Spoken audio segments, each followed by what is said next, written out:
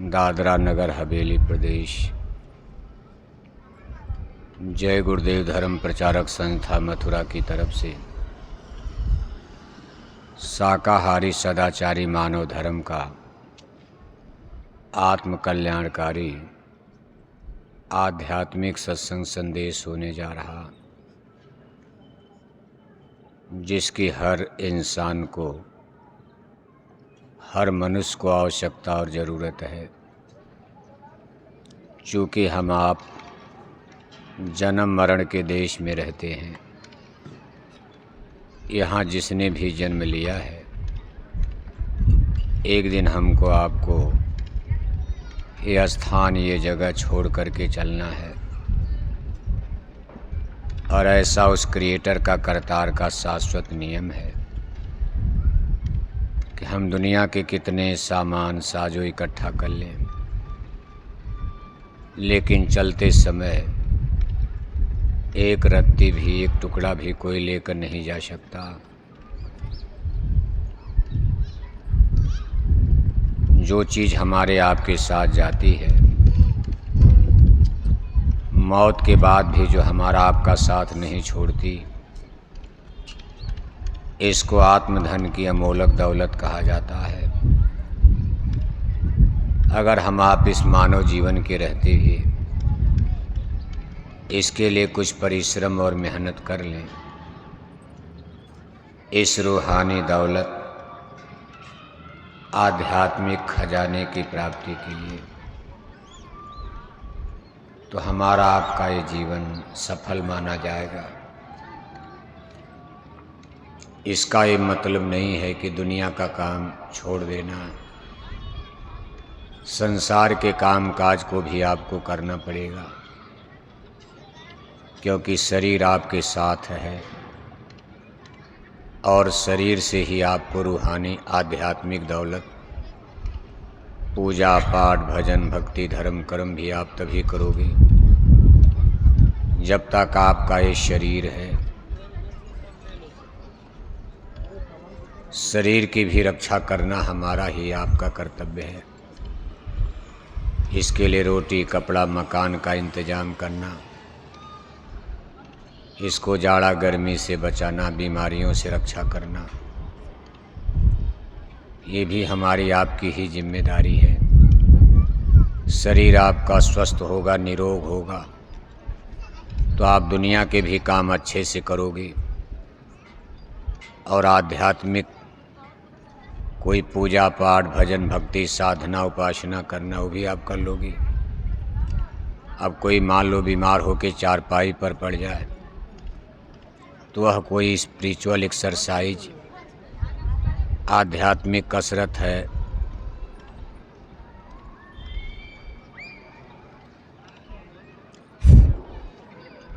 आध्यात्मिक अभ्यास साधना उपासना बीमार शरीर से कैसे हो पाएगी। मान लो आपके पेट में दर्द हो रहा है और आपसे कोई कहे पूजा करो, तो नहीं कर पाओगे, आप तो चिल्लाओगे। इसलिए अपने परम लक्ष्य की प्राप्ति के लिए, आत्मा के कल्याण के लिए भी हमारे आपके लिए शरीर की रक्षा हर तरह से ज़रूरी है। इसलिए संत महात्मा फकीर हमको आपको बहुआयामी दृष्टिकोण से लोक और परलोक दोनों के लिए सचेत रहने के लिए शिक्षा यानी ज्ञान देते हैं, तरीका बताते हैं, उपाय बताते हैं। जैसे मान लो आप भगवान के भजन के लिए सब लोग एक तरफ से साधु बन जाओ, तो कौन ट्रैक्टर चलाएगा, कौन खेती करेगा, कौन फैक्ट्री कारखाने में जूता चप्पल कपड़ा बनाएगा, कहाँ से सबको भोजन मिलेगा। जब कोई खेती करने वाला रहे, सब साधु बन गए। इसलिए साधु बनना कोई अनिवार्य नहीं है। आखिर साधु लोगों को भी तो रोटी चाहिए, और इसके लिए वो लोग देखो इधर उधर से मांगते हैं, भीख मांगते हैं। अब सब लोग इसी तरह भीख मांगो, खेती करने वाला कोई नहीं। तो गेहूं चावल सब्जी पैदा कैसे होगा? इसलिए महापुरुषों की शिक्षा यही है। थोड़ा कम करो भाई। सबसे सुंदर बैलेंस लाइफ, संतुलित जीवन, एक अच्छा जीवन उसी को कहा जाता है कि हम अपने लोक का भी काम करें और परलोक का भी काम करें। थोड़ा इसको आगे बढ़ाओ, आगे बढ़ा दो भोंपू अपना। आज जय गुरुदेव मिशन की तरफ से, जय गुरुदेव धर्म प्रचारक संस्था मथुरा की तरफ से देखो लोगों को यही ज्ञान विद्या, यही बोध, यही शिक्षा कराने का प्रयास किया जा रहा है।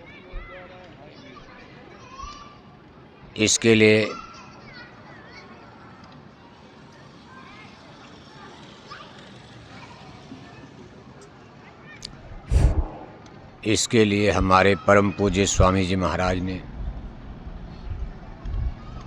इस संसार में जन्म लेकर 116 वर्ष की लंबी उम्र, लगातार 60 वर्ष तक अपनी आध्यात्मिक पाठशाला यानी सत्संग में बैठाकर हम भोली भटकी मानव आत्माओं को समझाने बताने का प्रयास करते रहे। और आज उन्हीं के पद चिन्हों पर, निर्देश पर हमारे वर्तमान में पूज्य हुजूर महाराज जी निरंतर बराबर लोगों के बीच में जा रहे हैं और इसी ज्ञान विद्या बोध को देने का प्रयास कर रहे हैं। आत्मा का कल्याण अगर न किया जाए, जैसे बहुत से लोग सोचते भाई आत्मा तो हम जानते नहीं हैं, आत्मा हम देख नहीं रहे हैं, तो उसके बारे में क्या सोचा जाए। शरीर को हम देख रहे हैं, शरीर हमारे सामने है। तो बहुत सारे लोग देखो इस वर्तमान समय में, चूँकि ये युग इंटेलेक्चुअल यानी वैज्ञानिक भौतिकवादी युग है, इसमें पढ़ाई लिखाई सब लोग पढ़ लिख रहे हैं। ज़्यादातर लोग केवल शरीर की रक्षा के बारे में सोचते हैं। करीब करीब सभी लोग यही सोचते भाई शरीर को खूब बढ़िया भोजन, बढ़िया कपड़ा, इसके लिए बढ़िया कोठी हवेली बंगला बनाया जाए, गाड़ी खरीदो, कार खरीदो, मोटर खरीदो, ये खरीदो। आत्मा की रक्षा के बारे में इस वर्तमान समय में लोगों की सोच, लोगों का चिंतन उतनी दूर तक पहुंच नहीं पाता।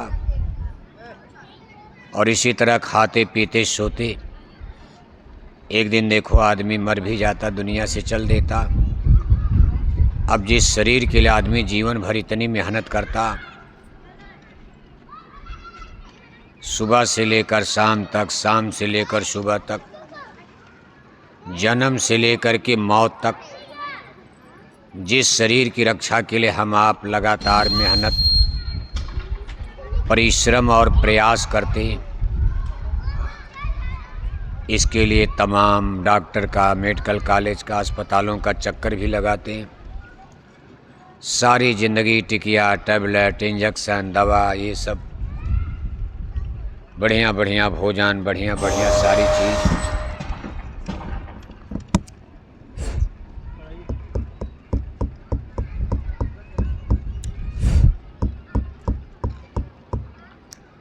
लेकिन अंत में हम इस शरीर को भी नहीं सुरक्षित कर पाते।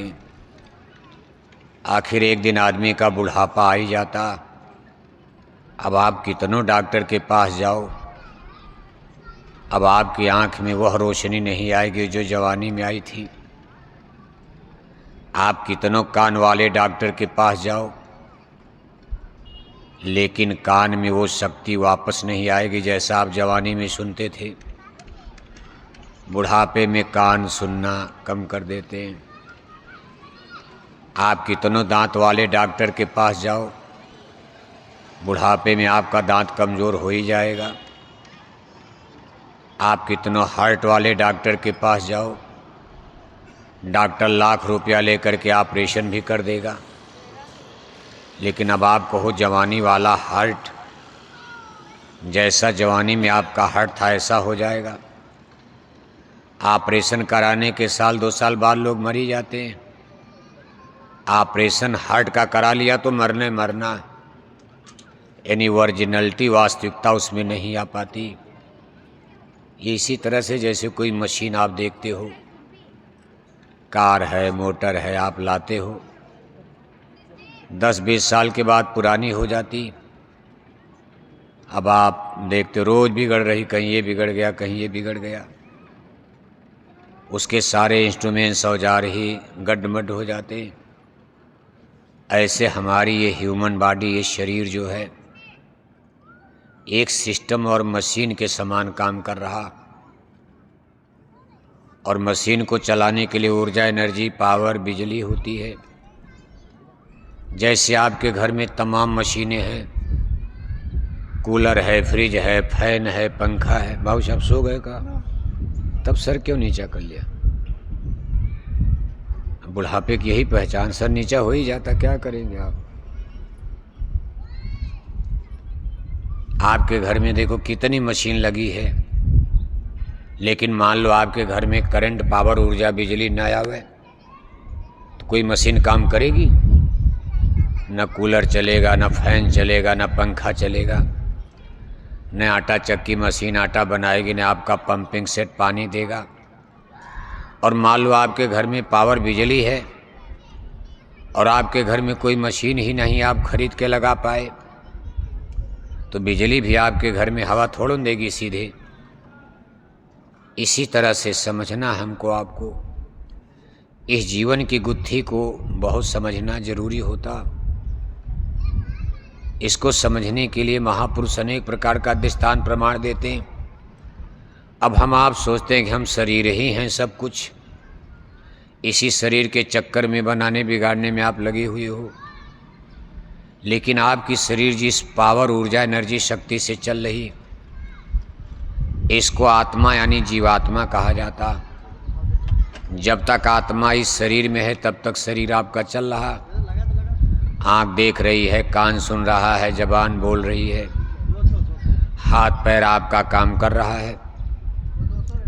जिस दिन इस शरीर से आत्मा निकल जाएगी, उस दिन आँखों का देखना बंद, कानों का सुनना बंद, जबान का बोलना बंद, हाथ पैर की सारी क्रिया डेड हो जाती।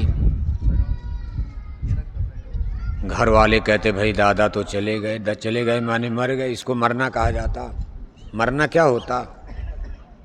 जैसे बिजली कट गई, सारे कॉलोनी में अंधेरा छा गया, सबके घर की सारी मशीनें बंद हो गई। ऐसे ही शरीर से आत्मा अलविदा कर गई, निकल गई, शरीर और आत्मा दोनों अलग अलग हो गए। इस घटना को मौत कहा जाता। शरीर को आप ले जा कर के आग उग में जलाओगे, घर वाले इसको डेड बॉडी, मुर्दा कहकर, बेकार कहकर, मुर्दा का मतलब बेकार। जैसे कोई कूड़ा कचरा गंदगी घर में होती है तो कोई घर में थोड़ो रखता, उसको झाड़ पोंछ करके इकट्ठा करके आप कूड़दाने में, गड्ढे में